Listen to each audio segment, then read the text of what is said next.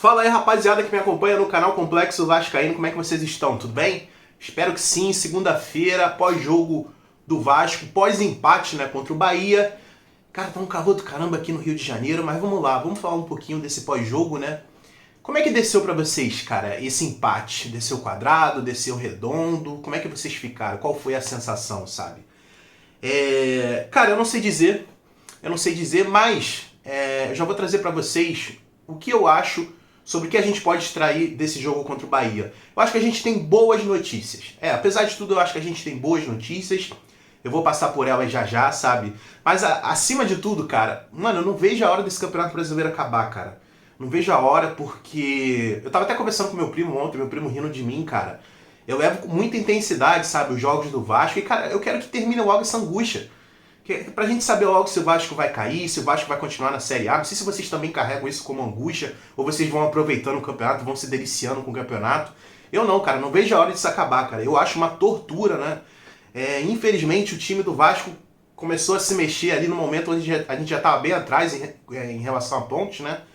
Mas é isso, cara. Vambora, vamos lutar. E vamos falar sobre as notícias boas? Vambora, eu acho que a gente pode extrair algumas coisas, começando pelo grande destaque, né? Eu acho, da partida de ontem. Sim, o Paulinho Paulo jogou demais, eu vou falar dele daqui a pouco. Mas o Maicon surpreendeu, né? O Maicon, a gente não estava esperando nada do Maicon, cara. Eu não tava. Ali eu me lembro da estreia dele contra o Cruzeiro, cara.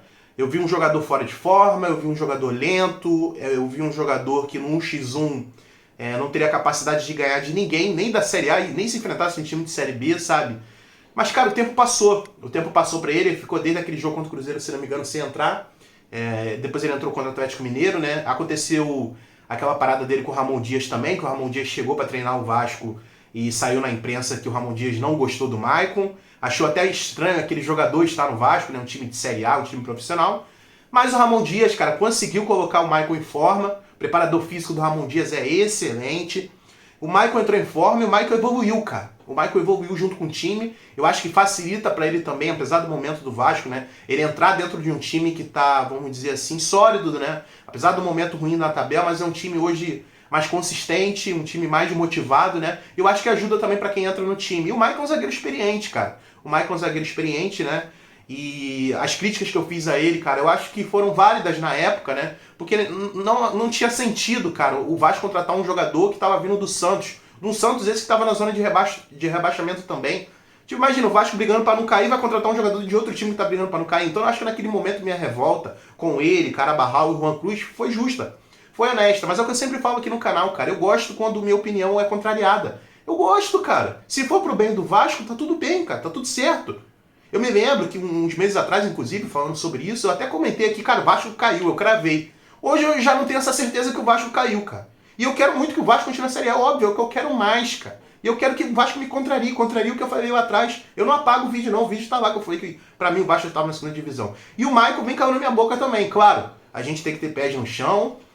Uma partida excelente, uma partida ali que ele, mais ou menos, contra o Atlético Mineiro, ele conseguiu ser bem consistente, né? Contra o Palmeiras ele também fez uma partida boa, mas não apareceu tanto, igual apareceu nesse jogo contra o Bahia, né? Então são 3 jogos ali que eu acho que o Maicon tá mostrando que evoluiu como jogador, cara. Evoluiu, e a gente tem os números dele aí, que eu vou colocar na tela agora, do SofaScore, né? Um site aí que absorve dados dos jogadores nas suas respectivas partidas, né? Então tá aí o Maicon contra o Bahia, 90 minutos dentro de campo, isso é muito importante, jogador que suportou uma partida inteira, né?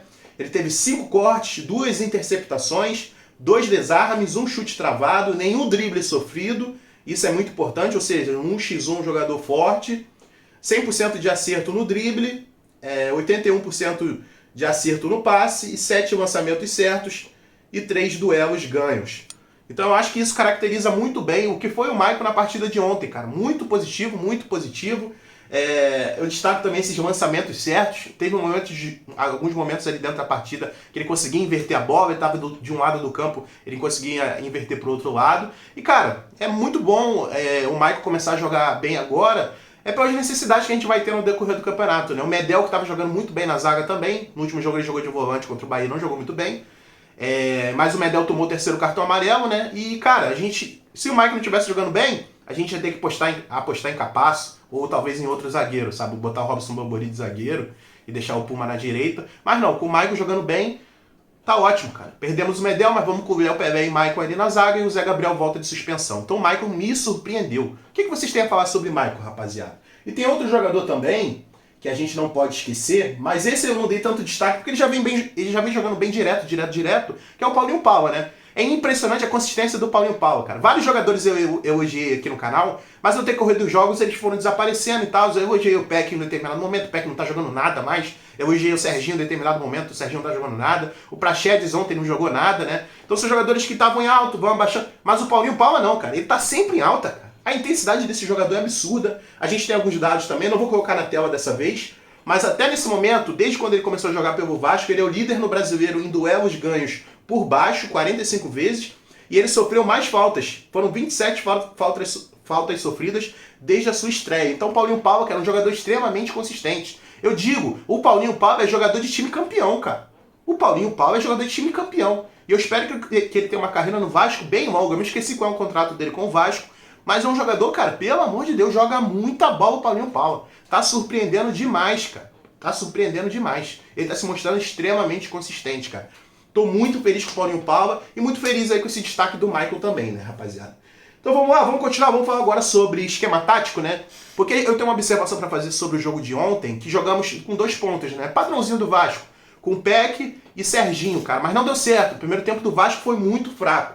Eu vou deixar na tela aí mais uma vez agora para vocês um campinho bem interessante do time no segundo tempo, onde a gente jogou com 2 centroavantes, né? Como vocês estão vendo aí. Jogamos com Veguete e Sebastião Ferreira na frente e o Paier de camisa 10 atrás dos jogadores, cara. E essa escalação fortaleceu muito o Vasco no segundo tempo. Eu me lembro agora no final do jogo, um entrevistado ali, um jogador do Bahia, falando que isso mexeu muito com a cabeça dos jogadores do Bahia, que eles não estavam preparados para essa formação do Vasco, e foi uma formação que conseguiu criar bastante jogadas, cara. Eu tenho quase certeza que o Ramon Dias ele é um cara que, se as coisas derem certo, ele continua tentando aquilo dali, sabe? E eu acho que ele vai continuar com essa formação, jogando com 2 centroavantes na frente. Não vai me espantar contra o Fluminense ele entrar dessa maneira.